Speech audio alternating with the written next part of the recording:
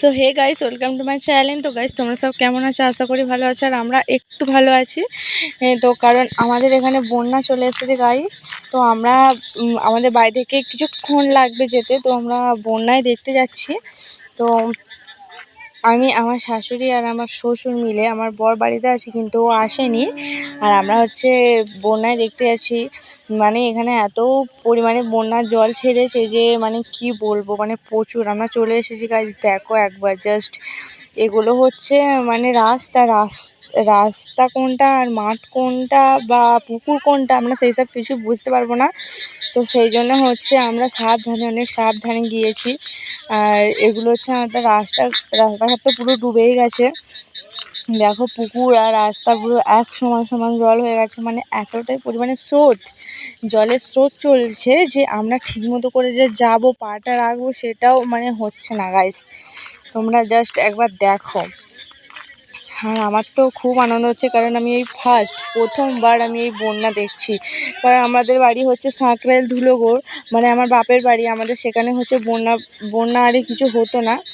আর আমি আমার শ্বশুরবাড়ি হচ্ছে উদয়নারায়ণপুর, হাওড়া জেলার মধ্যেই পড়ছে উদয়নারায়ণপুর। তো সেখানে আমি এসেছি এখন বন্যা দেখার জন্য। আমার তো মানে মানে খুব খুব খুব ভালো লাগছে আর কি, এরকম ব্যাপার। তো তারপরে গাইস, আমরা জলের কাছ থেকে পেরিয়ে আমরা কি করেছি, একটা ভালো জায়গায় গিয়ে দাঁড়িয়েছি। সেখানে কোনো জল আরে কিছুই ছিল না।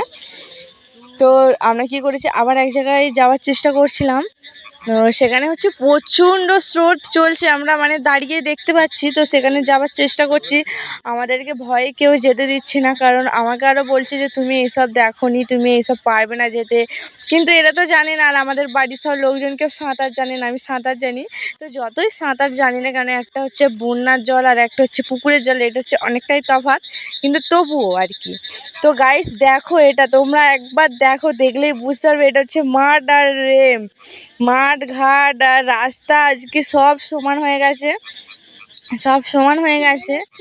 চেনাই যাচ্ছে না কোনটা মাঠ কোনটা পুকুর। আমরা ভাবছি যে পড়ে টরে যাবো না। তো প্রথমে তো আমরা অনেকটা দূরে এগিয়ে গিয়েছিলাম, তারপরে সব মানুষজন বলছে আর যেও না, ওদিকে গেলে হচ্ছে পা তোমাদের ট্রেনে নিয়ে চলে যাবে। এখানে আমরা কি করেছি, আবার এখানে চলে এসেছি। ভিডিওটা ভালো লাগে লাইক কমেন্ট শেয়ার সাবস্ক্রাইব করে দিও।